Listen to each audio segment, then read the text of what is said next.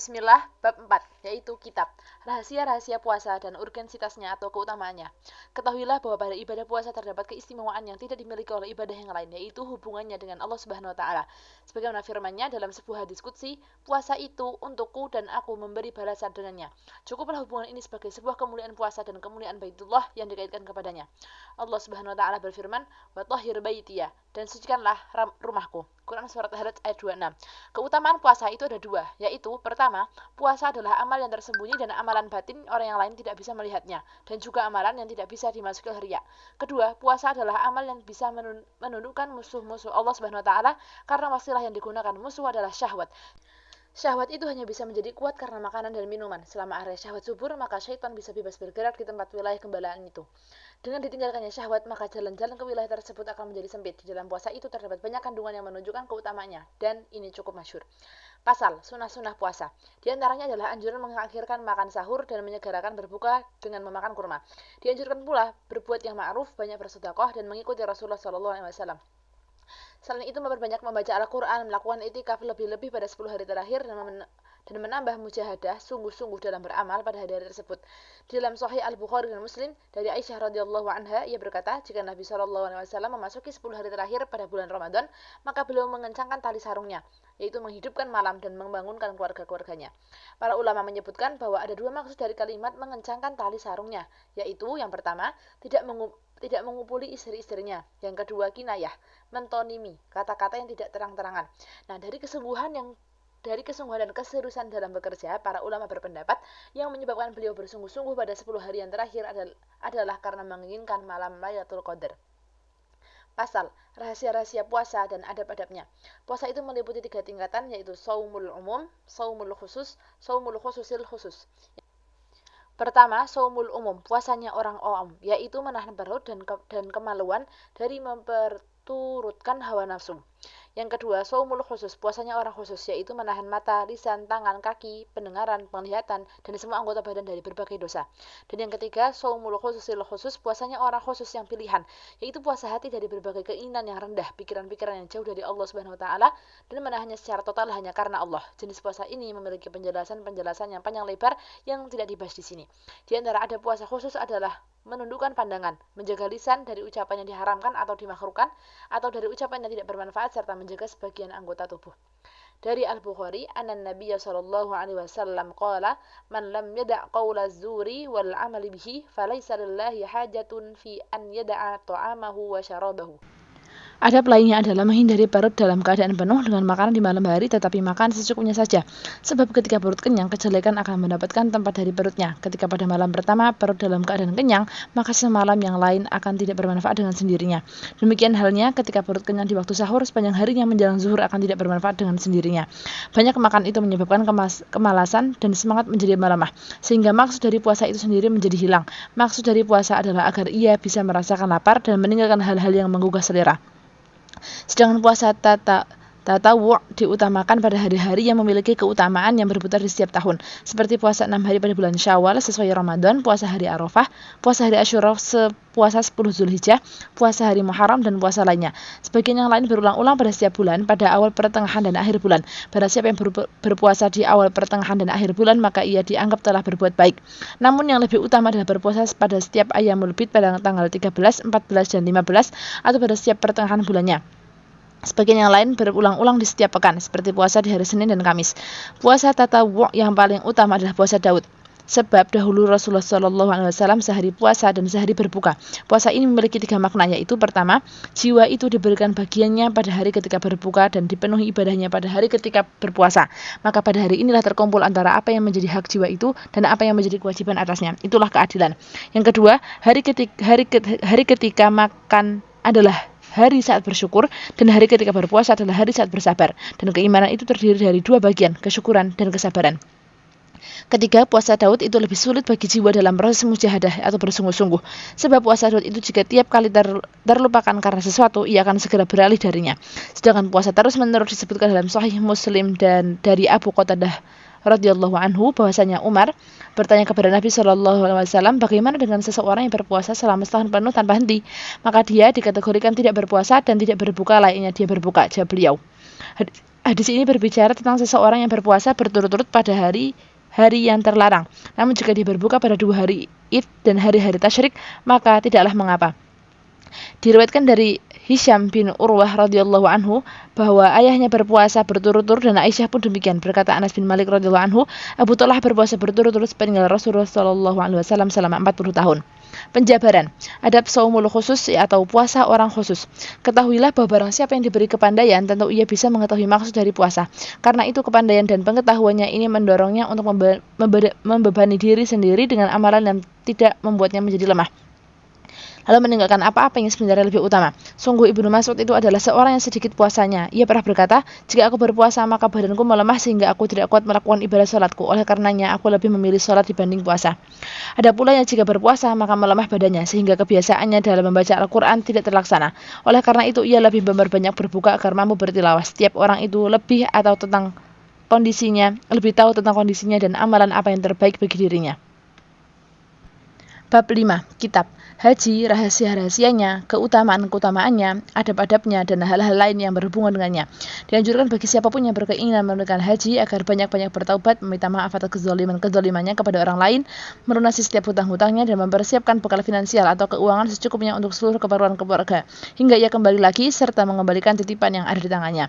Harta yang digunakan untuk peluang dan pergi adalah harta yang halal dan tidak kikir dalam menggunakannya agar bekal-bekal benar-benar cukup, bahkan bisa menyisihkan bagi para fakir, dan membawa barang-barang yang bisa menjaga penampilannya seperti sikat gigi, sisir, cermin, dan alat celak mata, bersedekah sebelum berangkat, dan jika barang yang dibawanya sedikit atau banyak, maka ada baiknya diserahkan kepada penunggang unta. Telah berkata seorang pemuda kepada Ibnul Mubarak, bawalah bebanku ini kepada si fulan. Nanti sampai aku meminta izin kepada penunggang unta, mencairkan yang baik, solih, mencintai kebaikan dan mau menasihatinya. Jika dia lupa, maka rekan itu mengingatkannya. Jika ingat, ia mau menolongnya, dan jika dalam kesempitan mendorongnya untuk bersabar.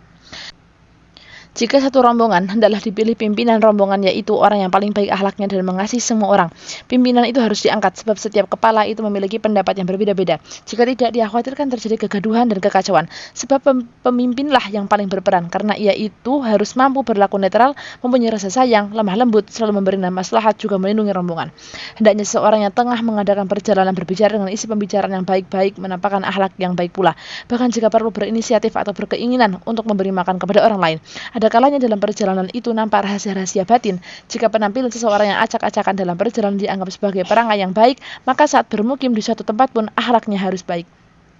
Ada yang berkata, jika seseorang dianggap baik oleh teman-temannya di saat bermukim, mereka pun tidak akan meragukan dirinya pada saat bepergian. Terakhir, ia juga harus berpamitan kepada teman dan keluarganya, meminta doa dan menjadikan hari Kamis pagi saat keberangkatannya. Lalu sholat 2 rakaat di rumahnya sebelum berangkat atau sholat sunnah safar, mengucapkan doa dan dzikir yang ma'thur saat keluar dari rumah, saat naik kendaraan dan saat turun darinya. Doa-doa ini masyhur adanya dan bertebaran di berbagai buku petunjuk manasik haji, baik saat ihram, tawaf, sa'i, wukuf di Arafah, dan amalan haji lainnya, baik yang berkenan dengan dzikir-dzikirnya, doa-doanya, dan adab-adabnya. Permasalahan-permasalahan ini telah dibahas dalam beberapa kitab fikih. Silakan dilihat di sana. Pasal, adab-adab batin dan isyarat menuju rahasia-rahasia haji. Ketahuilah bahwa ada satu amal yang Allah Subhanahu wa Ta'ala tetapkan targetnya selama dilakukan dengan tujuan yang murni untuknya, dan sebagai satu proses pengasingan diri atau uzlah, dan para pendeta mengasingkan diri mereka di gunung-gunung demi mendekatkan diri kepada Allah. Dalam perspektif Islam, haji adalah satu model kependetaan atau kerahiban bagi umat ini. Dari sekian adab yang harus diaplikasikan diantaranya adalah, yaitu yang pertama, hendaknya ketika melakukan haji, seseorang memalingkan dirinya dari perniagaan yang bisa menyimpulkan hatinya dan mengacaukan hasratnya. Lalu aspek hati dan spiritnya bersatu dalam ketaatan kepada Allah Subhanahu wa Ta'ala dengan membiarkan badan kusut dan berdebu, tidak menyibukkan diri dan memperhias diri. Yang kedua, hendaknya tidak membawa pelana yang bagus dan mentereng, tetapi hanya yang seadanya saja. Sebab Nabi SAW ketika sepanjang perjalanan menuju haji, beliau hanya mengendarai hewan tunggangan yang berpelana usang. Dalam hal ini Nabi SAW bersabda pada hadis Jabir, an Jabir bin Abdullah radhiyallahu anhu an Nabi sallallahu alaihi wasallam qala, inna Allah azza wa jalla yubahi bil haji al malaikata fayaqulu unduru ila ibadi atawni sya'than ghubran min kulli fajjin amiqin ushidukum anni qad ghafartu lahum. Yang artinya dari Jabir bin Abdullah, sesungguhnya Allah azza wa jalla membanggakan orang yang menunaikan haji kepada para malaikat. Seraya berfirman, lihatlah hamba-hambaku, mereka mendatangiku dalam keadaan kusut dan berdebu dalam segala penjuru yang jauh. Aku bersaksi kepada kalian bahwa aku telah mengampuni dosa-dosa mereka. Allah Subhanahu wa Ta'ala telah memuliakan rumahnya dan mengagungkannya, menjadikan sebagai tempat tujuan bagi hamba-hambanya, menjadikan sekitarnya tempat suci sebagai takfim atau penghormatan dan ta'zim, pengagungan terhadap keadaannya, juga menjadikan Arafah bagaikan tanah lapang yang di atasnya terdapat halamannya. Maka ketahuilah bahwa pada setiap bentuk amalan haji itu ada tadhkirah atau pengingat bagi orang yang ingin memperoleh peringatan, dan ibrah atau pelajaran bagi orang yang ingin memperoleh pelajaran. Yang ketiga, hendaknya mengingatkan orang lain agar berbekal dengan bekal akhirat dari setiap amalan hajinya. Juga harus berhati-hati dari sifat pamer dan sifat bangga terhadap diri sendiri yang dapat merusak amalannya. Karena hal tersebut tidak dapat mendatangkan manfaat sama sekali baginya, seperti makanan yang basah yang dapat cepat rusak dan basi selama dalam perjalanan, sehingga ketika dibutuhkan si pemiliknya malah kebingungan. Maka apabila dia sudah keluar dari tempat kediamannya dan masuk ke satu kampung, dia akan menyaksikan akibat-akibatnya dari bekal yang dia bawanya itu. Oleh sebab itu, hendaklah ia ingat bahwa ia akan keluar dari dunia membawa kematian, menunggu datangnya hari kiamat.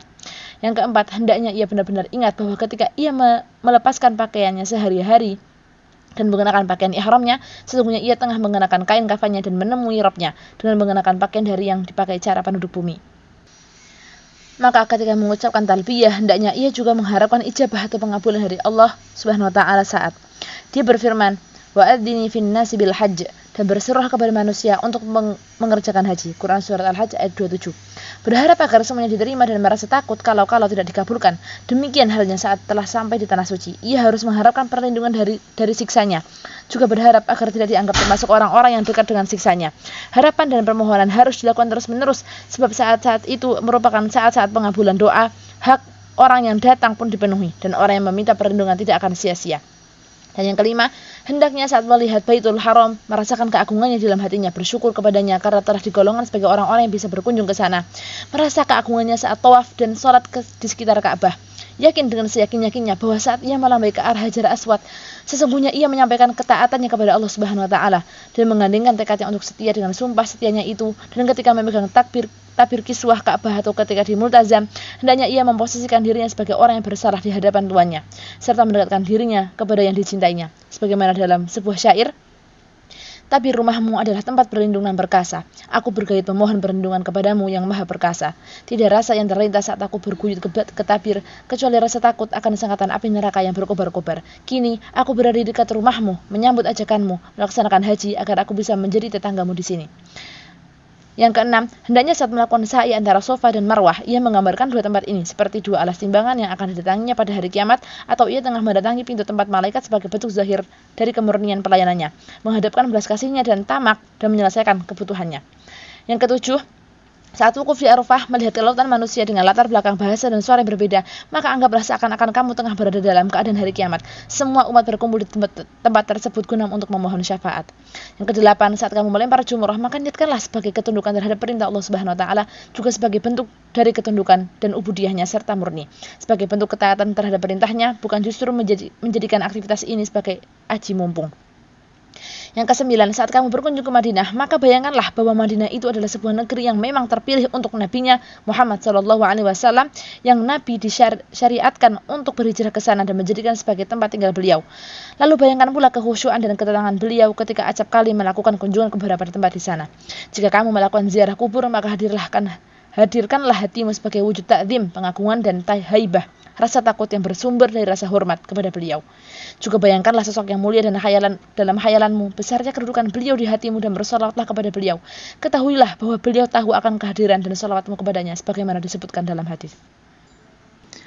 Bab 6. Kitab Adab-adab Al-Quran Al-Karim dan keutamaan-keutamaannya. Keutamaan yang paling agung dari Al-Quran Al-Karim adalah bahwasanya ia kalamullah, dan dia Allah Azza wa Jalla memujinya di dalam beberapa ayat. Allah berfirman, "Wa hadza kitabun anzalnahu barak." Dan ini Al-Quran adalah kitab yang telah kami turunkan yang diberkahi. Quran Surat Al-An'am 92. Dan juga dalam firman-Nya, "Inna hadzal Qur'ana yahdi lillati hiya aqwam." Sesungguhnya Al-Quran ini memberikan petunjuk kepada jalan yang lebih lurus. Quran Surat Al-Isra ayat 9. Dan dalam firman-Nya, "La ya'tihi al-batilu min bayni yadayhi wala min khalfihi." Yang tidak datang kepadanya Al-Quran kebatilan baik dari depan maupun dari belakangnya. Quran Surat Fussilat ayat 42. Dan diriwayatkan banyak oleh Bukhari dari hadis Utsman bin Affan radhiyallahu anhu bahwa Nabi SAW bersabda yang artinya, sebaik-baik kalian adalah yang mempelajari Al-Quran dan yang mengamalkannya.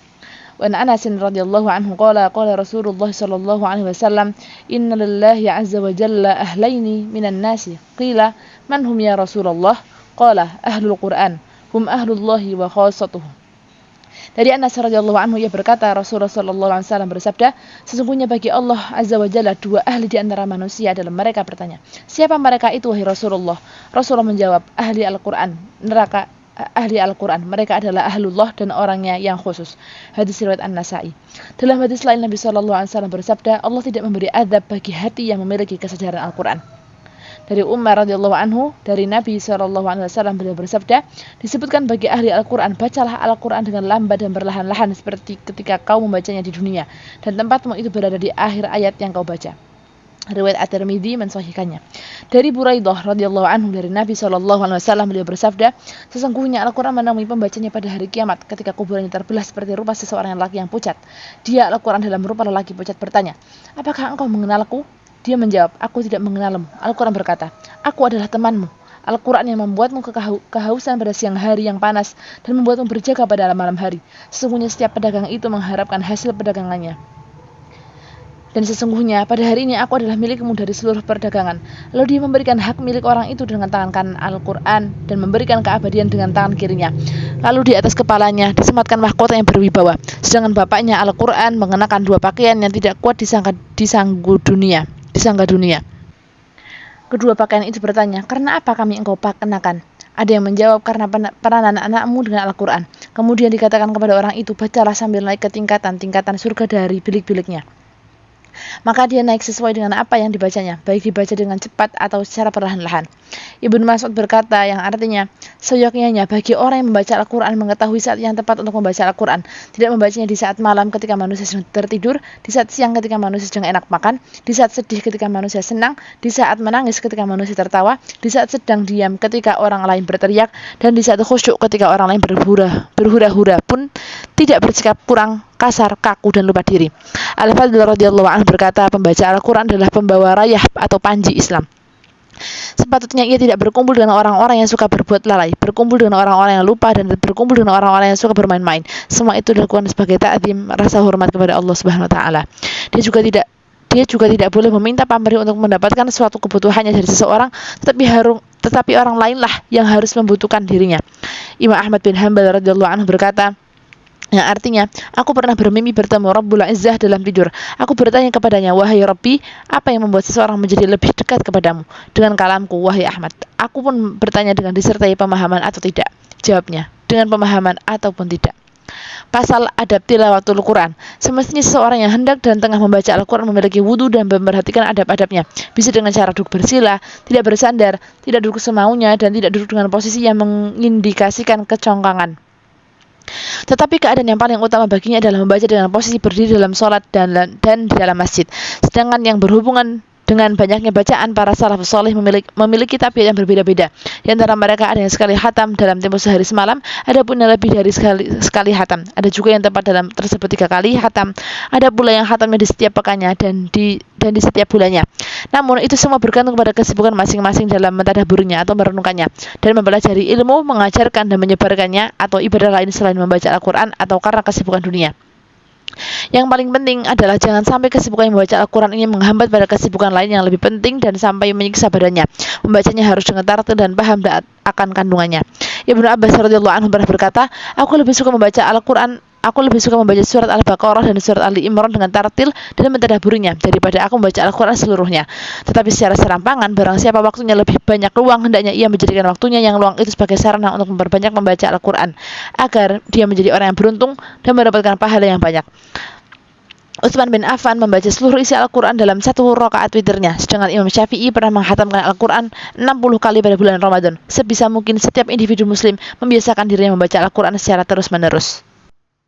Sebagian ulama menganjurkan jika menghatamkannya pada waktu petang, maka seyogyanya menghatamkannya pada 2 rakaat salat fajar atau setelah 2 rakaat tersebut. Dan jika menghatamkannya pada waktu malam, seyogyanya pada 2 rakaat salat maghrib atau setelahnya. Tetapi yang paling baik adalah pada awal malam atau awal petang. Ibnu Mas'ud radhiyallahu anhu berkata, barang siapa yang menghatamkan Al-Quran, maka doanya akan dikabulkan. Jika Anas bin Malik radhiyallahu anhu menghatamkan Al-Quran, maka dia mengumpulkan seluruh keluarganya lalu berdoa. Pasal membaguskan suara saat membaca Al-Quran. Dianjurkan seseorang membaca Al-Quran dengan suara yang bagus. Apabila orang tersebut tidak memiliki suara yang bagus, maka sebisa mungkin membaguskannya. Adapun membaca Al-Quran dengan lagu, para ulama salaf membencinya. Dianjurkan pula membaca Al-Quran dengan sembunyi-sembunyi sebagaimana sinyalir dalam sebuah hadis yang artinya keutamaan bacaan secara pelan-pelan atas bacaan secara keras sama dengan keutamaan sedekah secara sembunyi-sembunyi atau sedekah secara terang-terangan. Jadi anjuran membaca secara pelan-pelan itu ada agar hanya bisa didengar oleh dirinya sendiri. Memang tidak mengapa membaca secara keras dalam beberapa kesempatan untuk tujuan yang benar, seperti untuk memperbagus hafalan, agar tidak malas dan menghilangkan kantuk, atau untuk membangunkan orang-orang yang tidur. Sedangkan hukum bacaan Al-Quran adalah dalam sholat fardu, baik di saat jahar atau dengan suara keras dan sirri tidak dilafalkan. Hal tersebut sudah dijelaskan dalam berbagai kitab fikih. Dianjurkan bagi seorang yang membaca Al-Quran memperhatikan bagaimana Allah Subhanahu wa Ta'ala bersikap lembut terhadap makhluknya, bagaimana Allah menghubungkan makna kalamnya ke dalam pemahaman mereka, sehingga ia mengetahui bahwa apa yang dibacanya bukanlah ucapan manusia.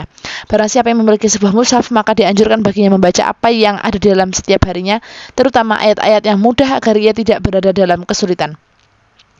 Imam Ibnul Qayyim berkata dalam kitab Al-Fawaid, kesulitan Al-Quran itu bermacam-macam. Yang pertama, kesulitan mendengarkannya, mengimaninya, dan melafalkannya.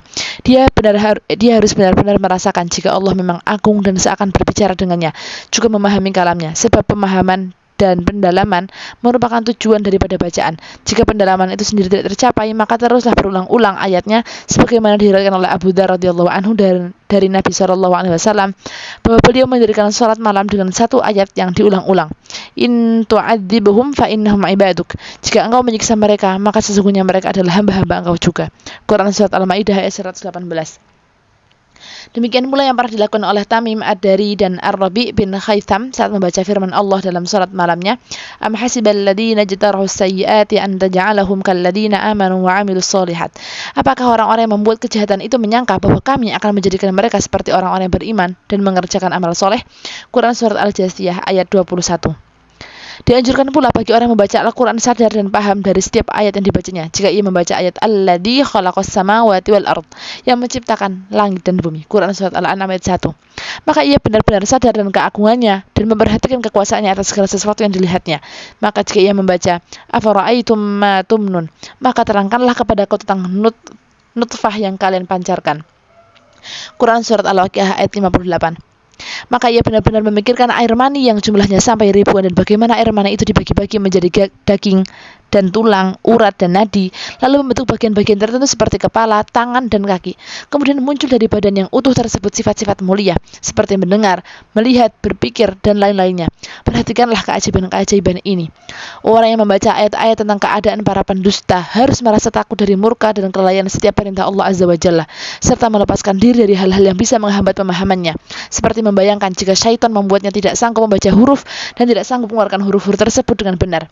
Maka dari itu, seyogyanya ia mengulangnya terus-menerus sehingga hasrat dirinya dalam rangka memahami maknanya mampu tercapai. Sebagai contoh, ia harus merasa bahwa dirinya berlumuran dosa, memiliki sifat angkuh atau tidak, melepaskan diri dari hawa nafsu. Hal ini menyebabkan hati menjadi pekat dan berkarat, bagaikan bercak noda dalam cermin, sehingga kebenaran pun tak nampak, karena hati itu ibarat cermin, sedangkan syahwat ibarat karat. Makna-makna Al-Quran ibarat gambar yang memantul dalam cermin. Al-Riyadul Qalb, yaitu pendidikan hati, dengan tersingkirnya syahwat ibarat membersihkan dari permukaan cermin. Orang yang membaca Al-Quran harus tahu jika dirinya adalah objek dari Al-Quran, baik seruan dan ancamannya. Kisah-kisah yang tertuang di dalamnya pun bukanlah hanya sekedar omong kosong belaka, tetapi merupakan ibar atau pelajaran-pelajaran. Maka sadarilah. Lalu hadirkanlah satu kesimpulan jika dirinya adalah hamba yang tengah membaca kitab tuannya dengan maksud menelaah dan mengamalkannya. Hal tersebut sama seperti seorang yang durhaka yang apabila membaca Al-Quran dan mengulang-ulangnya. Juga tak beda dengan seseorang yang mengulang-ulang membaca surat seorang raja, tetapi menantang kerajaannya berdasarkan apa yang tertera dalam surat tersebut. Jika demikian adanya, maka ia dianggap menantang setiap perintahnya dan melecehkan dan murka kepadanya. Orang yang membaca Al-Quran itu tidak boleh melihat dirinya kuat dan perkasa apabila merasa telah diridhoi dan sok suci. Sepatutnya ia melihat dirinya sebagai orang yang serba memiliki keterbatasan. Hal inilah yang akan membuat dirinya dekat kepada Allah Subhanahu wa Ta'ala. Ibnu Abbas radhiyallahu anhu pernah berkata, aku lebih suka membaca surat Al-Baqarah dan surat Ali Imran dengan tartil dan mentadabburinya daripada aku membaca Al-Quran seluruhnya.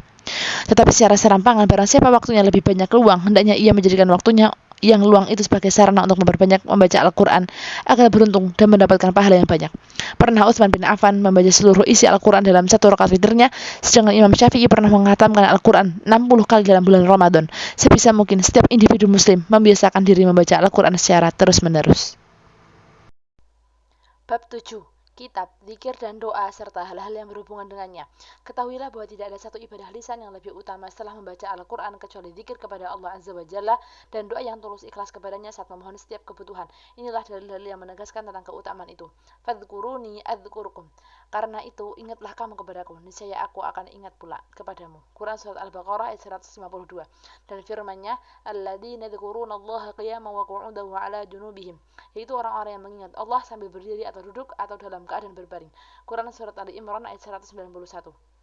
Dan firman-Nya, wadzakirinallaha katsiran wadzakirat, dan laki-laki dan perempuan yang banyak menyebut nama Allah. Quran Surat Al-Ahzab ayat 35. Dan begitu juga hadis Nabi sallallahu alaihi wasallam, wa anna Nabi sallallahu alaihi wasallam annahu qala, innallaha azza wa jalla yaqulu, ana ma'abdi ma dzakarani wa taharrakat bi syafatahu. Dari Nabi SAW, beliau bersabda, sesungguhnya Allah Azza wa Jalla berfirman, aku beserta hamba-hambaku selagi dia mengingatku dan kedua bibirnya bergerak-gerak menyebutku. Dalam hadis lain yang diriwayatkan oleh Muslim, Nabi SAW bersabda, yang artinya tidaklah segolong orang mengingat Allah, melainkan para malaikat menghormati mereka, rahmat menyelimuti mereka, ketenangan turun kepada mereka, dan Allah mengingat mereka bersama orang-orang yang ada di sisinya. Hadis-hadis yang serupa dengan ini sangat banyak disebutkan dalam masalah fadhail amal atau amal-amal yang utama. Wa an Abi Hurairah radhiyallahu anhu anna Nabi sallallahu alaihi wasallam annahu qala ma jalasa qaumun majlisan fatafarraqu ala ghairi dzikrillahi azza wa jalla illa tafarraqu mithla jifatil jimar wa kana dzalikal majlisu alaihim hasratun yaumal qiyamah. Dari Abu Hurairah radhiyallahu anhu dari Nabi sallallahu alaihi wasallam, beliau bersabda, tidaklah segolongan orang duduk-duduk di suatu majelis lalu mereka bubar tidak lagi mengingat Allah Azza wa Jalla, melainkan mereka itu bubar seperti bangkai-bangkai keledai, dan majelis itu akan menjadi penyesalan bagi mereka pada hari kiamat. Dalam hadis yang lain yang artinya tidaklah segolongan orang duduk-duduk di suatu majelis sedang mereka tidak mengingat Allah Azza wa Jalla dan tidak bersolat kepada Nabi sallallahu alaihi wasallam, melainkan majelis itu akan menjadi penyesalan bagi mereka pada hari kiamat. Adapun mengenai masalah keutamaan berdoa, Abu Hurairah radhiyallahu anhu telah meriwayatkan dari Nabi sallallahu alaihi wasallam bahwa beliau bersabda, tidak ada sesuatu yang mulia atas Allah Azza wa Jalla selain daripada berdoa, dan ibadah yang paling utama adalah berdoa. Dan barang siapa yang tidak meminta kepada Allah, maka Allah murka kepadanya. Dan mintalah kepada Allah kemurahannya, karena Allah itu suka jika dimintai. Berdoa itu ada adab-adab yang harus diperhatikan, yaitu 1. Mencari waktu-waktu yang mulia, seperti hari Arafah untuk putaran 1 tahun, pada bulan Ramadan untuk putaran 1 bulan, pada hari Jumat untuk putaran 1 pekan, dan pada waktu sahur untuk putaran 1 malam. Mencari waktu yang kedua, mencari waktu mulia lainnya, seperti di antara adzan dan iqamah, seusai sholat-sholat fardu, saat turun hujan lebat, saat berperang di jalan Allah, saat menghatamkan Al-Quran, saat dalam sujud, saat berbuka puasa, dan saat hati sedang khusyuk dan juga takut. Dan yang ketiga, hakikatnya kemuliaan itu kembali kepada mulianya keadaan itu sendiri. Waktu sahur merupakan saat hati sedang bersih dan kosong, sedangkan kondisi sujud saat sedang menundukkan diri di hadapan Allah Ta'ala.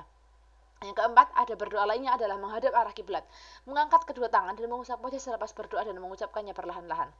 Yang kelima, ada berdoa lainnya adalah memulai dengan zikir kepada Allah, bersalawat kepada Nabi, dan tidak memaksa diri agar berdoa dengan kalimat-kalimat yang nilai sajaknya tinggi. Yang keenam, adab yang terakhir adalah beradab secara batin sebagai dasar pengabulan dengan menghadirkan taubat kepadanya dan menolak setiap bentuk kezaliman. Pasal, wirid-wirid dan keutamaannya, dan pembagian ibadah berdasarkan kadar waktunya.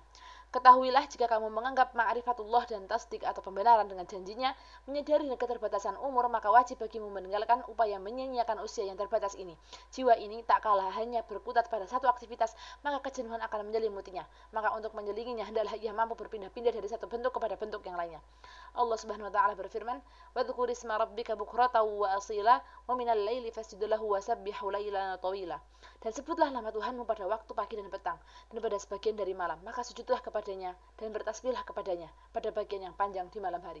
Quran Surat Al-Insan ayat 25-26. Ayat ini menjelaskan bahwa jalan kepadanya hanya bisa dilalui dengan adanya pengawasan terhadap waktu dan menggunakannya dengan wirid-wirid secara terus-menerus. Sebagaimana dalam firman-Nya, "Wa huwa alladzi ja'ala al-laila wan-nahara khilfatan liman arada ayyadzakara aw arada syukura." Yang artinya, dan dia pula yang menjadikan malam dan siang silih berganti bagi orang yang ingin mengambil pelajaran atau orang yang ingin bersyukur. Quran Surat Al-Furqan ayat 62. Menurut ayat ini, waktu itu luas, silih berganti, akan menjadi penuh makna dengan zikir kepadanya.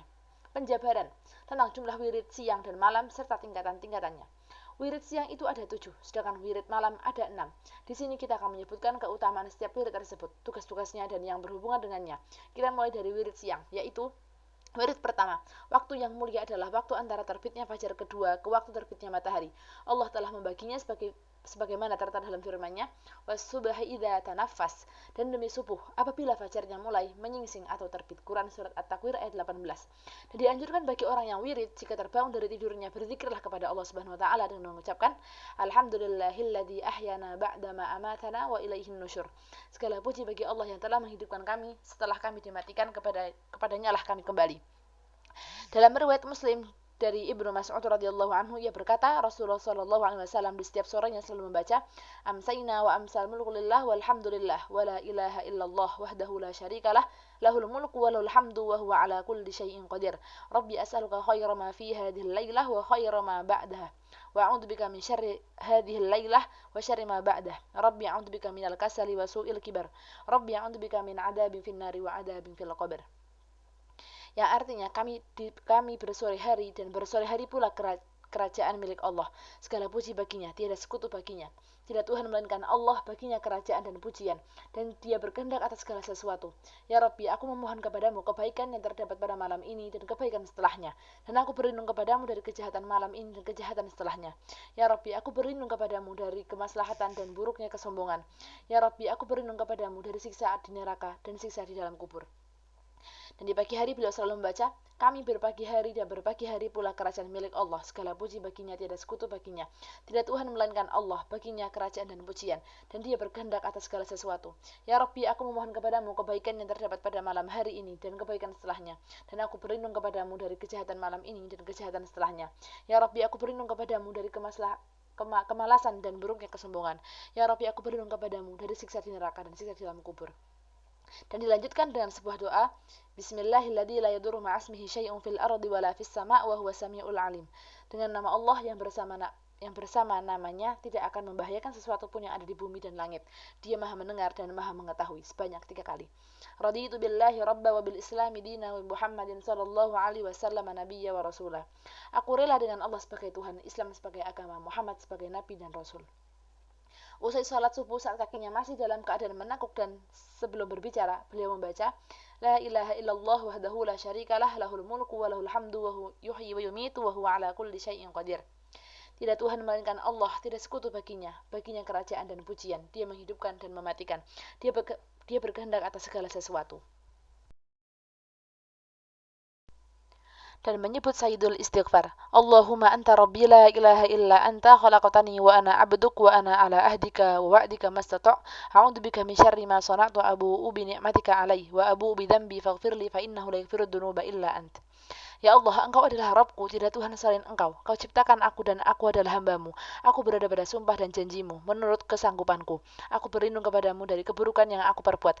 Aku mengakui nikmatmu padaku dan mengakui dosaku. Maka ampunilah aku sesungguhnya. Tidak ada yang mengampuni dosa-dosa kecuali Engkau. Dan wirid lainnya, asbahna ala fitratil Islam wa kalimatil ikhlas wa dini nabiyina Muhammadin sallallahu alaihi wasallam wa millati abina Ibrahim hanifan muslima wa makana minal musyrikin. Kami berbagi hari di atas fitrah Islam, di atas kata keikhlasan, di atas agama Nabi kami Muhammad sallallahu alaihi wasallam, dan di atas millah agama bapak kami Ibrahim yang hanif atau murni, dan ia bukan termasuk golongan orang-orang yang musyrik. Lantas berdoa, Allahumma aslih li dinal ladzi huwa isma'u amri wa aslih li dunya allati hiya ma'ashi wa aslih li akhirati allati fiha ma'adi waj'al li hayata ziyadatan li fi kulli khair waj'al li mauta rahatan min kulli syarrin. Ya Allah, perbaikilah bagiku agamaku yang ia merupakan sandaran setiap urusanku. Perbaikilah duniaku yang di sanalah tempat penghidupanku. Perbaikilah akhiratku yang kesanalah tempat kembaliku. Dan jadikanlah hidup ini tambahan bagiku dalam setiap kebaikan, serta jadikanlah kematian sebagai kebebasan bagiku dari setiap kejahatan. Berdoa pula dengan doa yang bisa diucapkan oleh Abu Darda, Allahumma anta rabbi la ilaha illa ant, alaika tawakkaltu wa anta rabbu arsyil adim. Masya Allahu kana wa ma lam yasha' lam yakun wa la hawla wa la quwata illa billahi aliyyil adim. Al-a'lamu annahu la أعلم أن الله على كل شيء قدير وأن الله قد أحاط بكل شيء علما اللهم إني أعوذ بك من شر النفس ومن شر كل ذنبة أنت أخذ بناشيتها إن ربي على صراط مستقيم. Ya Allah, Engkau adalah Rabbku, tidak Tuhan selain Engkau kepadamu, dan aku bertawakal dan Engkau adalah Rabb bagi arsy yang agung. Apa yang dikehendaki Allah pasti terjadi, dan apa yang tidak dikehendakinya pasti tidak akan terjadi. Tidak daya dan upaya kecuali milik Allah yang maha tinggi dan maha agung. Dia berkuasa atas segala sesuatu, dan ilmunya meliputi atas segala sesuatu. Ya Allah, aku berlindung kepadamu dari keburukan diriku dan dari kejahatan setiap yang melata. Engkaulah yang megang ubun-ubunnya, sesungguhnya rohku berada di atas jalan yang lurus. Doa-doa di atas cukup jika memang diucapkan. Cara membacanya adalah sebelum keluar dari rumah dan saat ingin mendirikan sholat subuh di masjid. Tetapi alangkah baiknya jika sebelum mendirikan sholat sunnah 2 rakaat di rumah terlebih dahulu membaca sebuah doa. Allahumma inni as'aluka bihaqqis sa'ilin alaik wa bihaqqi imam syafi' hada fa inni lam akhruj ashiran wala bataran wala riya'an wa fa sum'atan kharajtu ittiqa as-sakhtika wa batigha'a mardatik as'aluka an tughidhani minan nar innahu la yaghfiru dhunuba illa ant. Ya Allah, aku memohon kepadamu sesuai dengan hak orang-orang yang memohon kepadamu sesuai hak setiap langkahku ini. Sesungguhnya aku tidak keluar dengan congkak, sombong, riak, karena ingin mencari ketenaran, tapi aku keluar karena takut murkamu dan mencari keridhaanmu. Aku mohon kepadamu agar menyelamatkan dari neraka. Sesungguhnya tiada yang mengampuni dosa kecuali Engkau. Dan sesampainya di masjid, berdoalah sesuai riwayat Muslim dalam sahihnya di mana Nabi SAW bersabda, jika salah seorang di antara kamu masuk masjid, maka ucapkanlah salam kepada Nabi SAW dan mengucapkan, Allahumma ftahli abwaaba rahmatik. Ya Allah, bukakanlah bagiku pintu-pintu rahmatmu. Lalu jika keluar mengucapkan, Allahumma ftah inni as'aluka min fadlik. Ya Allah, sesungguhnya aku memohon karunia darimu. Kemudian mencari soft pertama, sambil menunggu jamaah lain datang, memanjatkan doa-doa dan zikir-zikir yang telah disebutkannya di atas. Usai sholat subuh, tetap menetap di tempatnya hingga terbitnya matahari.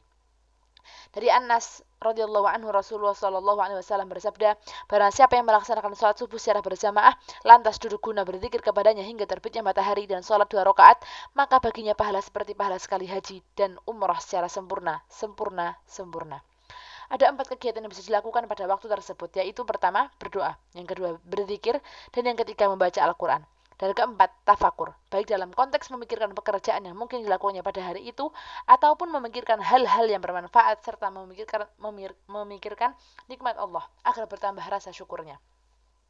Lalu wirid yang kedua antara saat matahari terbit hingga sholat duha, tepatnya 3 jam sebelum tiba siang. Jika waktu siang sebanyak 12 jam, maka berarti seperempat waktu di antara siang dan pagi pada waktu ini tergolong waktu yang mulia. Ada 2 kegiatan yang bisa dilakukan, yaitu pertama sholat duha, dan yang kedua kegiatan sosial seperti menjenguk orang sakit, takziah atau melayat orang yang meninggal, menghadiri majelis ilmu atau membantu keperluan sesama muslim. Jika tidak melakukan kegiatan-kegiatan tadi, maka ada baiknya sibuk membaca Al-Quran dan zikir kepadanya. Wirid ketiga, dari waktu duha hingga saat matahari tergelincir ada 4 kegiatan pokok, juga 2 hal yang bisa dilakukan dalam waktu ini, yaitu pertama, sibuk mencari nafkah dan penghidupan, serta datang ke pasar. Jika seorang pedagang, maka berdaganglah dengan jujur dan amanah. Jika pemilik satu keterampilan tertentu, maka bersikaplah profesional, dengan tidak lupa tentunya untuk selalu mengingat Allah dalam setiap kesibukannya itu dan qanaah atas yang diperolehnya, meskipun hanya sedikit. Dan yang kedua, melakukan Qailulah, yaitu tidur siang, agar mudah baginya bangun di malam hari. Demikian pula sahur untuk puasa di siang harinya, meskipun tidur, ia tetap harus siap siaga, agar tidak kesiangan hingga matahari tergelincir, sehingga ia bisa bersiap-siap semampunya untuk sholat sebelum tiba waktunya. Sehari semalam itu terdiri dari 24 jam. Akan seimbang jika ia tidur sepertiga saja, yaitu sebanyak 8 jam. Jangan kurang, sebab jika kurang dari 8 jam biasanya dapat berakibat pada terganggunya stamina tubuh. Juga jangan berlebih, sebab jika lebih dapat menambah kemalasannya, dan akan terasa hambat tidur siangnya. Tetapi jika tidur malamnya yang kurang, ia bisa menambahinya dengan tidur siang. Wirid keempat, antara saat matahari tergelincir hingga usai sholat zuhur atau waktu wirid yang terpendek tetapi paling utama. Pada waktu ini ketika muadzin mengumandangkan adzan, maka ia dianjurkan menjawab seperti yang diucapkan oleh muadzin sesuai adzan. Ia bangkit guna melaksanakan sholat sunnah 4 rakaat serta berlama-lama dalam sholatnya itu.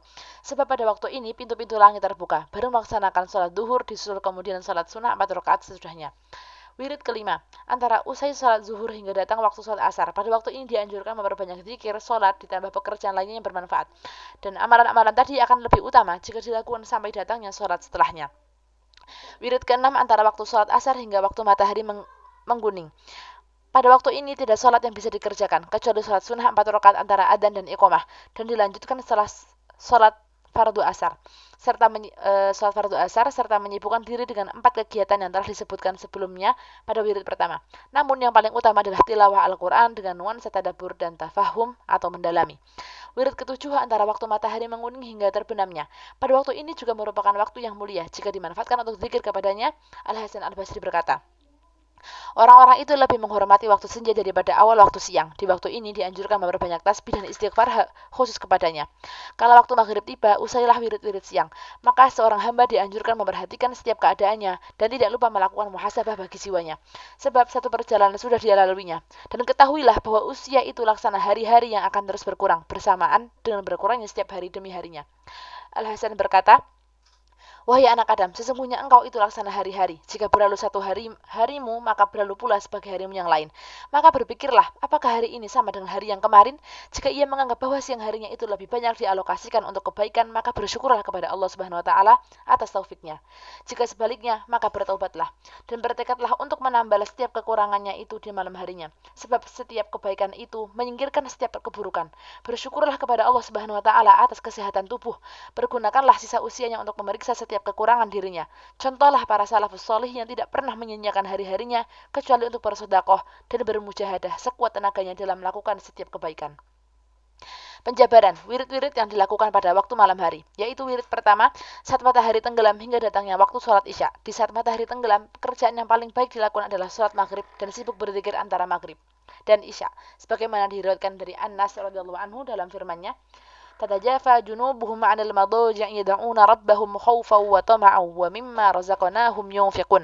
Lambung mereka jauh dari tempat tidurnya dan mereka selalu berdoa kepada Rabb-Nya dengan penuh rasa takut dan harap. Serta mereka menafkahkan apa-apa rezeki yang kami berikan. Quran Surat As-Sajdah ayat 16. Asbabun nuzul ayat ini adalah karena para sahabat terbiasa melakukan sholat antara maghrib dan isya. وعن أبي هريرة رضي الله عنه قال رسول الله صلى الله عليه وسلم من صلى بعد المغرب 6 ركعات ولم يتكلم فيما بينهن بسوء عدلنا له بعبادة 12 سنة. Yang artinya dari Abu Hurairah radhiyallahu anhu, ia berkata Rasulullah sallallahu alaihi wasallam bersabda, barang siapa yang salat usai salat maghrib sebanyak 6 rakaat dan tidak berbicara yang keji, maka sama saja ia beribadah selama 12 tahun lamanya. Hadis riwayat At-Tirmidzi. Wirid kedua, sejak tenggelamnya syafaq ahmar hingga menjelang waktu tidur, maka jika memungkinkan dianjurkan sholat antara adzan dan iqamah. Surat yang pertama dibaca pada rakaat pertama surat As-Sajdah, sedangkan pada rakaat kedua surah Al-Mulk. Hal ini dilakukan berdasarkan kebiasaan Rasulullah sallallahu alaihi wasallam yang tidak akan tidur sebelum membaca dua surat tadi. Dalam sebuah hadis disebutkan dari Ibnu Mas'ud radhiyallahu anhu, ia berkata, Rasulullah sallallahu alaihi wasallam bersabda, barang siapa yang membaca surat Al-Waqiah di setiap malam, maka ia terhindar dari kekafiran. Wirid ketiga, mendirikan sholat witir sebelum beranjak ke tempat tidur kecuali bagi orang terbiasa bangun untuk qiyamul lail. Paling utama dilakukan pada akhir-akhir waktu. Dalam hal ini Aisyah radhiyallahu anha berkata Rasulullah pernah melakukan sholat witir pada awal malam, pertengahan malam dan akhir malam hingga tiba waktu sahur. Muttafaqun alaih. Selesai sholat witir dilaksanakan hendaknya membaca Subhanal Malikul Quddus sebanyak 3 kali. Dan wirid keempat, waktu tidur kami menggolongkan dalam kategori wirid selama adab dan maksudnya baik, bahkan bisa bernilai ibadah. Mu'adz radhiyallahu anhu berkata, sesungguhnya apa yang aku cari di kala tidur sama dengan yang aku cari di kala aku terbangun. Di antara adab-adab tidur adalah pertama, tidur dalam keadaan suci sebagaimana ditegaskan oleh Aisyah radhiyallahu anha bahwa Rasulullah sallallahu alaihi wasallam jika ingin tertidur maka beliau berwudu terlebih dahulu seperti ketika ingin sholat. Abdullah bin Amr bin As radhiyallahu anhu berkata, sesungguhnya roh-roh itu dibawa naik ke langit saat tidur, lalu diperintahkan sujud di samping arsy. Jika dalam keadaan suci, ia bersujud dengan arsy, jika tidak, maka ia bersujud jauh dari arsy. Kedua, bertaubat sebelum tidur. Seseorang itu selain dianjurkan membersihkan zahir dirinya, ia juga harus membersihkan batinnya, sebab bisa jadi ia mati ketika dalam keadaan tidur. Ketiga, membasmi setiap bentuk dusta yang terbesit di dalam hati antara sesama muslim. Tidak berniat berlaku zalim dan tidak bertekad berbuat salah kala terbangun kelak. Dan yang keempat, jika membiarkan seseorang yang memiliki sesuatu yang ingin diwasiatkan kecuali wasiat yang itu tertulis di sisinya, karena disebutkan dalam kitab As-Sahih dari Ibnu Umar radhiyallahu anhuma dan dari Nabi SAW beliau bersabda, tiada hak bagi seorang muslim yang mempunyai suatu kekayaan dan hendak diwasiatkan, melainkan setelah berlaku 2 malam wasiatnya itu sudah tertulis dan disimpan di sisinya. Yang kelima, tidak berlebihan saat menyusun tempat tidur yang dapat membuat dirinya lebih nyenyak dalam tidur. Pernah Nabi Shallallahu Alaihi Wasallam melapis dua tempat tidurnya dan seraya bersabda, jika aku tidur di atasnya, maka akan menghalangiku dari sholat malam. Dan yang keenam, tidak menyengajakan tidur kecuali jika telah benar-benar mengantuk. Sebab para salafus soleh tidak tidur sampai benar-benar merasa mengantuk. Yang ketujuh, tidurnya menghadap kiblat dan membaca doa terlebih dahulu. Sebagaimana perintah dalam hadis, tidurnya pun dengan posisi miring ke arah kanan dan di atas lambung kanan. Setelah diriwayatkan oleh Abu Hurairah radhiyallahu anhu dari Nabi Shallallahu alaihi wasallam, beliau bersabda, "Jika salah seorang di antara kalian hendak menghampiri tempat tidurnya, maka kibaslah terlebih dahulu dan menggunakan kainnya, sebab ia tidak tahu apa yang terjadi sebelumnya."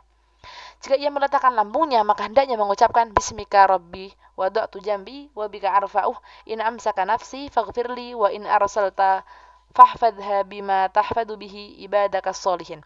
Dengan namamu ya Rabbi, kuletakkan lambungku dan denganmu pula ku angkat lambungku.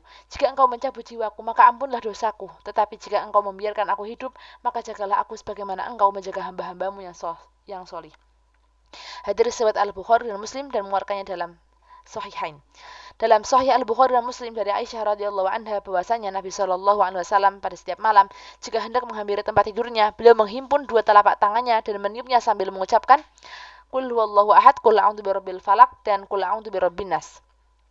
Lalu beliau mengusap bagian tubuhnya yang bisa diusap sebanyak 3 kali, dimulai dari kepalanya, wajahnya, dan tubuh bagian luar.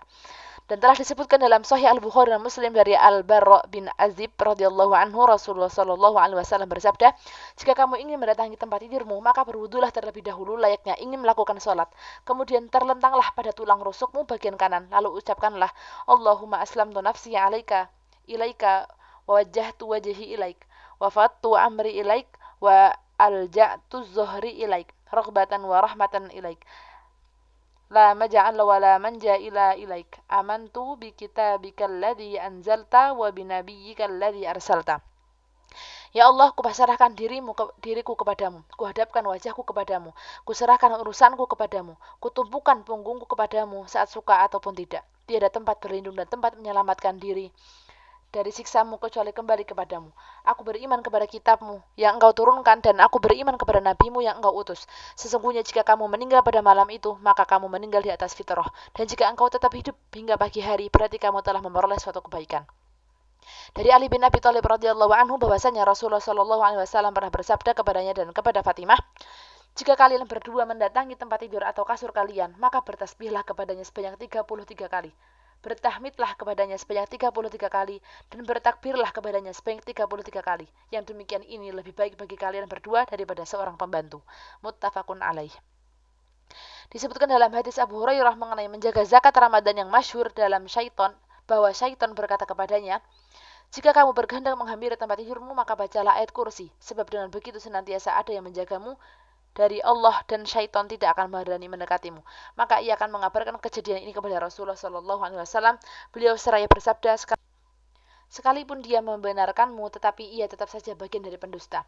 Dalam riwayat Muslim disebutkan bahwa jika Nabi Shallallahu alaihi wasallam menghampiri tempat tidurnya, beliau bersabda, "Alhamdulillahilladzi at'amana wa saqana wa kafana wa awana fakam mimman laka fiyalahu wala mu'iyah." Segala puji bagi Allah yang telah memberikan kami makan dan minum, mencukupi kami dan memberi kami tempat berlindung. Betapa banyak orang yang tidak merasa cukup dan mendapat tempat berlindung. Maka jika terbangun dari tidur untuk salat tahajud, ia berdoa dengan doa yang biasa diucapkan oleh Rasulullah sallallahu alaihi wasallam. Allahumma rabbana lakal hamdu anta qayyimus sawamati wal ardi wa man fihinna wa lakal hamdu antalqa wa wa'dukal khalq wa liqa'uka haqq wal jannatu haqq wa naru haqq wa nabiyyuna haqq wa muhammadun haqq wa sa'atun haqq. Allahumma laka aslamtu wa bika amantu wa alaika tawakkaltu wa ilaika anabtu wa bika hassamtu wa ilaika hakamtu faghfirli ma qaddamtu wa ma akhtartu wa ma asrartu wa ma a'lantu. Ya Rabb, kami segala puji bagimu, engkau yang menegakkan langit, bumi, dan siapapun yang ada di dalamnya. Bagimu segala pujian, engkau adalah benar, janjimu adalah benar, pertemuan denganmu adalah benar, surga adalah benar, neraka adalah benar, para nabi adalah benar, Muhammad adalah benar, dan hari kiamat adalah benar. Ya Allah, kepadamu aku memasrahkan diri, kepadamu aku beriman, kepadamu aku bertawakal, kepadamu aku berserah diri. Karenamu aku memusuhi. Kepadamu aku mengadukan perkara, maka ampunlah dosaku yang lalu dan yang akan datang, yang kusembunyikan dan yang kutampakkan. Dalam riwayat yang lain disebutkan, wa ma antal alamu bihi minni antal muqaddimu wa antal muakhir la ilaha illa anta. Engkau lebih mengetahui setiap sesuatu daripada aku. Engkau yang mengawali dan engkau yang mengakhiri. Tidak Tuhan selain engkau. Muttafaqun alaih. Hendaknya berusaha agar perkataan terakhir yang keluar sebelum beranjak tidur adalah zikir kepada Allah. Juga saat bangun tidur, dua perbuatan tersebut adalah tanda-tanda keimanan. Nah, wirid kelima melewati 10 separuh malam pertama sampai berada dalam seperenamnya, ini adalah waktu yang mulia. Abu Dzar radhiyallahu anhu berkata, aku bertanya kepada Rasulullah shallallahu alaihi wasallam, salat malam manakah yang paling utama? Beliau menjawab, di separuh malam atau di pertengahannya, dan sedikit yang melakukannya. Diriwayatkan bahwa Daud radhiyallahu anhu berkata, ya Rabbi, kapankah waktu yang tepat untukku mendirikan salat kepadamu? Maka Allah mewahyukan kepadanya, wahai Daud, janganlah kamu dirikan salatmu di awal malam, juga di akhirnya, tetapi dirikanlah pada waktu pertengahannya, sehingga kamu bisa menyendiri bersamaku dan aku menyendiri bersamamu. Dan mintalah apa yang terjadi kebutuhan-kebutuhanmu. Maka jika seorang terbangun untuk melaksanakan sholat tahajud, ia membaca 10 ayat terakhir dari surat Ali Imran, sebagaimana diriwayatkan dalam As-Sahihain, bahwa Rasulullah Shallallahu Alaihi Wasallam melakukan hal tersebut lalu membaca doa seperti yang dibaca oleh Rasulullah saat bangun malam dan membuka dengan sholat 2 rakaat yang ringan. Telah diriwayatkan dari Abu Hurairah radhiyallahu anhu dari Nabi Shallallahu Alaihi Wasallam, beliau bersabda, apabila salah seorang dari kamu bangun dan sholat di malam hari, maka mulailah dengan 2 rakaat yang ringan terlebih dahulu. Dalam riwayat Muslim disebutkan kemudian sholat 2 rakaat 2 rakaat. Riwayat terbanyak yang datang dari Rasulullah menyebutkan bahwa beliau terbiasa melakukan sholat malam 13 rakaat termasuk witir, dan setidaknya 7 rakaat. Wirid ke-6 seperenam terakhir, yaitu di waktu sahur. Allah berfirman, wabil ashari hum yastaghfirun, dan selalu memohonkan ampunan di waktu pagi sebelum fajar. Quran Surah Az-Zariyat ayat 18. Adapun dalam sebuah hati, sesungguhnya bacaan seseorang di akhir malam itu sedang-sedang saja. Taus mendatangi seseorang pada waktu sahur, maka orang-orang berkata, dia itu masih tidur. Taus pun berkata, aku tidak menyangka jika ada seorang tidur pada waktu sahur. Orang yang wirid jika selesai dari sholat pada waktu sahur, maka seyogyanya memperbanyak istighfar kepada Allah. Sebagaimana disinyalir dalam sebuah hadis dari Ibnu Umar radhiyallahu anhuma bahwa ia melakukan hal tersebut. Pasal wirid-wirid itu bergantung pada keadaan. Ketahuilah bahwa orang yang hendak menuju akhirat itu tidak akan lepas dari 6 keadaan, yaitu pertama, al-abid, seorang ahli ibadah, yaitu seorang yang memutuskan diri dari segala kesibukan dunia, sehingga seluruh kesibukannya hanya untuk beribadah dengan wazifah, wirid yang berbeda. Bagi sebagian salaf ada yang lebih cenderung membaca Al-Quran sehingga dalam sehari mampu sekali hatam, atau 2 kali atau 3 kali. Sebagian yang lain ada yang memperbanyak bertasbih, sebagian yang lain ada yang memperbanyak ibadah sholat, dan sebagian yang lain ada yang memperbanyak tawaf di Baitullah. Dikatakan, wirid manakah yang paling utama dilakukan? Ketahuilah bahwa membaca Al-Quran sambil berdiri dalam sholat dengan penuh tadabbur itu mampu mewakili semuanya. Namun mungkin hal ini agak berat dilakukan. Yang paling utama semua kembali kepada kondisi orangnya masing-masing. Sebab maksudnya dari wirid-wirid itu sendiri adalah mensucikan hati dan membersihkannya. Maka orang yang wirid semestinya memperhatikan wirid manakah yang paling membersihkan, yang paling memberikan pengaruh terhadap proses tazkiyah al-qalb atau pensucian hati bagi dirinya, sehingga ia bisa melakukannya terus-menerus. Tetapi jika ia merasa bosan dengan model sebelumnya, maka sebaiknya ia beranjak ke model yang lainnya. Abu Sulaiman Ad-Darani berkata, jika hatimu merasa tenang saat berdiri, maka janganlah cepat-cepat beranjak untuk ruku. Demikian pula, jika hatimu merasa tenang saat ruku, maka janganlah cepat-cepat beranjak untuk bangkit. Yang kedua, al-ilm, seorang yang berilmu, yaitu seorang yang mengamalkan ilmunya, baik dalam pemberian fatwa, dalam pengajaran, dalam penyusunan sebuah buku, dan dalam mengingatkan orang lain ke arah yang positif. Tingkatan wirid seorang yang berilmu itu berbeda dengan tingkatan seorang ahli ibadah. Seorang berilmu lebih menitik beratkan pada pengkajian kitab-kitab dan buku-buku yang bermanfaat. Baginya hal ini lebih utama setelah ibadah-ibadah yang wajib dilaksanakan. Yang kami maksudkan adalah ilmu yang menyertai ibadah, yang memiliki orientasi akhirat dan membantunya menuju ke sana. Yang paling utama bagi seorang yang berilmu adalah ia harus pandai mengalokasikan waktunya, karena menyibukkan diri dengan ilmu itu membuat jiwa tak lagi sabar. Maka semestinya ia mampu menguruskan waktu seperti antara batas subuh hingga terbitnya matahari untuk zikir dengan wirid-wirid yang telah kami sebutkan. Lalu setelah terbitnya matahari hingga waktu duha khusus untuk belajar. Itu pun jika tidak ada yang ingin belajar darinya. Jadi pada waktu itu dikhususkan sebagai waktu untuk berpikir tentang ilmu-ilmu. Seseorang itu jika bersih hatinya lepas berzikir dan sebelum sibuk dengan urusan-urusan dunia yang membuatnya penat, maka ia akan cerdas dalam melihat berbagai persoalan. Alokasi pembagian waktu selanjutnya sejak waktu duha atau menjelang siang hingga waktu asar dipergunakan untuk menulis buku dan mengkaji ilmu. Kesibukan ini tidak ditinggalkan hingga tiba waktu makan, waktu toharoh, waktu salat fardu, dan waktu tidur siang.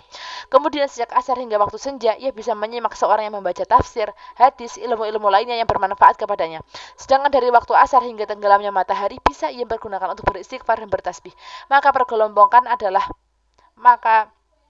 maka pengelompokannya adalah bahwa wirid yang pertama adalah wirid yang termasuk sebagai amal lisan, wirid yang kedua termasuk amal hati dan tafakur, dan wirid yang ketiga termasuk amal mata dan tangan, dan wirid yang keempat setelah asar adalah wirid yang termasuk amal pendengaran, karena wirid ini adalah untuk mengistirahatkan mata dan tangan.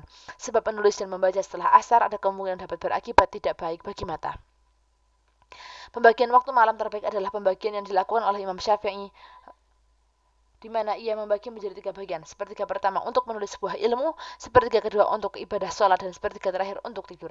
Namun pada musim dingin ia tidak sanggup melakukannya kecuali jika pada siang harinya ia sudah banyak tidur. Yang ketiga, al-muta'allim, seorang yang mencari ilmu. Mencari ilmu itu lebih utama daripada menyibukkan diri untuk berzikir dan sholat-sholat sunnah. Derajat orang yang mencari ilmu itu sama seperti orang yang berilmu dalam hal wirid. Perbedaannya hanyalah orang yang mencari ilmu lebih disibukkan untuk mencari manfaat, sedangkan orang yang berilmu sibuk untuk memberi manfaat, seperti memberikan taklik, beberapa kitab, dan juga menulis buku. Adapun orang yang awam, kehadirannya pada sebuah majelis zikir, majelis ilmu, dan majelis wa'az atau majelis nasihat lebih utama daripada ia menyibukkan diri dengan zikir-zikir yang hanya pelengkap baginya. Yang keempat, al-waliyu, seorang wali, seperti seorang imam, seorang hakim, atau seorang pemimpin yang mengurusi setiap urusan kaum muslimin. Jika seorang pemimpin mengurusi setiap urusan kaum muslimin sesuai syariat dan ikhlas, maka hal itu lebih utama daripada wirid-wirid yang disebutkan di atas, sebab ibadah itu bukan saja berzikir, tetapi merata manfaatnya. Maka sudah semestinya ia membatasi ruang ibadahnya di siang harinya hanya untuk sholat fardu saja, sehingga sisa dari waktu tersebut bisa dimanfaatkan untuk melayani masyarakat, dan cukup baginya wirid-wirid malam saja. Dan yang kelima, al-mutarrif, seorang yang menekuni pekerjaannya, yaitu orang yang bekerja demi memperoleh penghasilan agar bisa menghidupinya dirinya dan keluarganya. Tidak perlu seluruh waktunya dikhususkan hanya untuk ibadah, namun ada keselarasan antara pekerjaan dan kontinuitas zikir. Maka jika ia memperoleh apa yang diinginkan itu, ia bisa mengganti waktu zikirnya itu dengan waktu-waktu yang lain. Keenam, mustaqrik bimahabbatillah, seorang yang larut dalam kecintaan kepada Allah. Wirid seperti ini dilakukan usai sholat fardu. Hatinya hadir hanya bersama Allah Subhanahu wa taala, digerakkan hatinya itu sesuai keinginannya dari wiridnya. Dianjurkan bagi siapapun yang untuk berkomitmen dalam zikir kepada Allah berdasarkan sabda Rasulullah SAW, di mana beliau biasa melanggengkan satu ibadah. Amal yang paling dicintai oleh Allah adalah amal yang dilakukan terus-menerus meskipun sedikit. Qiyamul Lail, keutamaannya dan sebab-sebab di mana kita diperintahkan untuk mendirikannya. Allah Subhanahu wa taala berfirman, "Tatajafa junubuhum 'anil madaji'." Lambung mereka jauh dari tempat tidurnya. Quran surat As-Sajdah ayat 16. Rasulullah bersabda, "Dirikanlah qiyamul lail karena ia adalah kebiasaan orang-orang saleh sebelummu, dapat mendekatkan dirimu kepada Tuhanmu, tersedia ampunan bagi setiap keburukan, dan dapat mencegahmu dari dosa." Hadis-hadis tentang keutamaan qiyamul lail itu sangat banyak.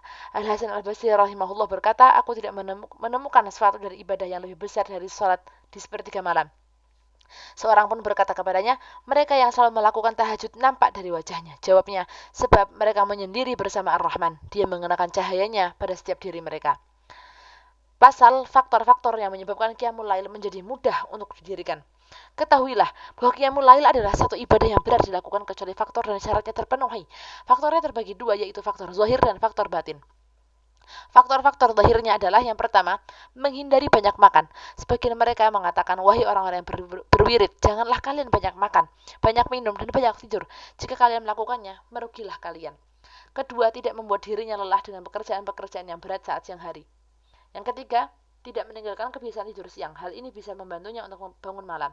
Keempat, menghindarkan diri dari perbuatan dosa. Ats-Tsauri berkata, "Aku tak bangun malam selama 5 bulan karena dosa yang aku lakukan." Adapun faktor-faktor batinnya adalah yang pertama, hati terhindar dari sifat tidak baik terhadap kaum muslimin. Yang kedua, terhindar dari bid'ah. Dan yang ketiga, menghindari dunia yang menggoda. Keempat, terhindar dari sikap pesimis. Yang kelima, mengetahui keutamaan Qiyamul Lail. Dari faktor-faktor di atas yang paling mulia adalah adanya rasa cinta yang mendalam kepada Allah, keimanan kuat saat bermunajat kepadanya, hatinya pun hadir dan menyaksikannya sehingga bermunajat sepanjang malam. Abu Sulaiman rahimahullah berkata, orang-orang yang bisa Qiyamul Lail itu sangat menikmati malam-malam mereka. Sedangkan orang-orang lalai mereka merasa lezat dengan kelalaiannya. Jika malam tak ada, maka aku tidak ingin ada di dunia. Dalam Sahih Muslim dari Nabi SAW, beliau bersabda, bangun di malam hari itu merupakan waktu yang tepat bagi seorang hamba Muslim untuk memohon kepada Allah, karena di dalamnya terdapat kebaikan yang diperuntukkan untuknya pada setiap malam. Penjabaran, tingkatan-tingkatan dalam menghidupkan Qiyamul Lail. Yang pertama, semalam penuh, sebagaimana diriwayatkan oleh yang sebagian salaf. Kedua, pada separuh malam, sebagaimana diriwayatkan pula oleh sebagian salaf yang terbiasa melakukannya, cara yang terbaik adalah tidur terlebih dahulu pada sepertiga malam, yaitu pada seperenam malam terakhir. Ketiga, pada sepertiga malam, hendaknya tidur di separuh malam pertama, yaitu seperenam terakhir. Ini adalah cara yang biasa dilakukan oleh Daud, diriwayatkan dari As-Sahihain. Salat yang paling dicintai Allah adalah salatnya Daud, tidur separuh malamnya dan bangun di sepertiganya, dan tidur kembali di seperenamnya. Tidur pada akhir malam itu baik, sebab dapat menghilangkan bekas-bekas kantuk pada wajah yang disebabkan begadang, serta dapat meminimalisir pucat pada wajah. Keempat, pada seperenam malam atau seperlimanya, yang paling utama adalah bangun pada separuh malam terakhir. Menurut sebagian ulama salaf, yang paling utama adalah bangun pada seperenam malam terakhir. Dan yang kelima, agar tidak terikat dengan batasan waktu, karena hal itu sulit dilakukan, adalah dengan dua cara. Cara pertama, hendaknya bangun pada awal malam sampai benar-benar mengantuk dan tertidur. Apabila ia terjaga, maka bangunlah. Jika kuat rasa ingin tidur, maka tidurlah. Hal ini adalah upaya yang sangat sulit. Ini pun cara yang biasa dilakukan oleh sekelompok ulama salaf. Diriwayatkan dalam As-Sahihain dari Anas radhiyallahu anhu, ia berkata, sebelumnya kami tidak ingin memperhatikan Rasulullah SAW melakukan sholat, tetapi kami terpaksa memperhatikannya. Demikian pula sebelumnya kami tidak ingin memperhatikan beliau tidur, tetapi kami terpaksa memperhatikannya. Umar adalah sosok yang luar biasa dalam hal sholat malam. Jika ia terbangun pada akhir malam pun, ia membangunkan keluarganya dan seraya berkata, mari kita sholat. Ad-Dahhak berkata, aku menemukan segolongan orang yang malu terhadap Allah di malam yang gelap gulita ini dikarenakan mereka banyak tidur. Dan cara kedua, hendaknya tidur pada awal malam dengan cukup. Jika sudah merasa cukup, maka bangunlah. Al-Baqi berkata, Sufyan Ats-Tsauri berkata, itu hanyalah awal waktu tidur. Jika waktu tidurnya terjaga, maka aku katakan tidak tidur. Yang keenam, hendaknya bangun, meski hanya sholat 4 atau 2 rakaat. Dalam hal ini Rasulullah SAW bersabda, sholat malamlah kalian 4 atau 2 rakaat. Dalam Sunan Abu Daud disebutkan Rasulullah SAW bersabda, barang siapa yang terbangun di malam hari dalam membangunkannya pasangannya, maka sholatlah 2 rakaat secara berjamaah. Keduanya akan ditulis bagi orang-orang yang banyak berzikir kepada Allah. Tolhah bin Masraf memerintahkan keluarganya untuk qiyamul lail dan berkata, sholatlah 2 rakaat karena sholat pada pertengahan malam itu menghapus dosa-dosa. Inilah beberapa tingkatan dalam qiyamul lail. Hendaknya seseorang yang ingin melakukannya memilih mana yang mudah untuk dirinya. Jika sulit baginya bangun pada pertengahan malam, maka janganlah memaksa dirinya agar tetap terbangun di antara maghrib dan isya, bahkan begadang. Inilah tingkatan ketujuhnya. Pasal, seseorang yang sulit bertoharoh saat malam hari. Jika seseorang merasa sulit untuk bertoharoh pada saat malam dan berat baginya melakukan sholat, maka hendaklah duduk mengarah ke kiblat, berzikir kepada Allah dan berdoa semampunya. Andaikan tidak duduk mengarah kiblat, berdoalah dengan penuh ketundukan. Jika tengah wirid dan kantuk memaksakan tidur sehingga ditinggalkan wiridnya itu, maka tambahlah usai sholat duha. Hal ini seperti disitir dalam sebuah hadis. Jika seseorang telah terbiasa melakukan qiyamul lail, maka janganlah sampai meninggalkannya. Disebutkan dalam As-Sahihain bahwa Rasulullah SAW bersabda kepada Abdullah bin Amr, janganlah seperti si fulan, dia bangun di tengah malam, tetapi tidak sholat malam. Pasal malam-malam dan hari-hari utama. Malam-malam khusus dan utama yang diajukan seseorang menghidupkannya terdiri dari 15 malam. Pada malam-malam ini seorang dilarang lalai darinya, sebab sebagaimana mungkin seorang pedagang memperoleh keuntungan jika ia sendiri lalai saat musim-musim yang menguntungkan baginya. Di antara malam-malam yang 7 ini ada pada bulan Ramadan, malam ke-17 bertepatan dengan perang Badar. Sisanya adalah hari ke-10 pada bulan Ramadan, tepatnya pada tanggal-tanggal ganjil yang berindikasikan malam Lailatul Qadar. Sedangkan yang ke-8-nya awal malam bulan Muharram pada malam Asyura, awal malam bulan Rajab atau di setengah bulannya atau malam ke-27, yaitu malam saat Nabi melakukan Mi'raj dalam malam di setengah bulan Sya'ban. Maka malam bulan Arafah dan 2 malam Idul Fitri dan Idul Adha. Sebagian riwayat menganjurkan bersolat kepada Rasulullah Shallallahu Alaihi Wasallam, sedangkan sebagian yang lain memerintahkan demikian. Hari-hari yang utama terdiri dari 19 hari. Hari Arafah, hari Asyura, hari ke-27 dari bulan Rajab, hari pertama Jibril datang kepada Nabi SAW. Hari ke-17 dari bulan Ramadan disebabkan adanya perang Badar, dan setengah bulan di bulan Rajab, hari Jumat, 2 hari Idul Fitri dan Idul Adha, dan hari-hari yang dikenal yaitu hari 10 Dzulhijjah serta hari-hari yang terhitung yaitu hari-hari tasyrik. Adapun hari-hari yang utama dalam sepekan, hari Senin dan hari Kamis, hari ke-13, 14 dan 15 di setiap bulannya atau Ayyamul Bid. Selesailah pembahasan tentang bab ini, semoga Allah memberikan taufiknya.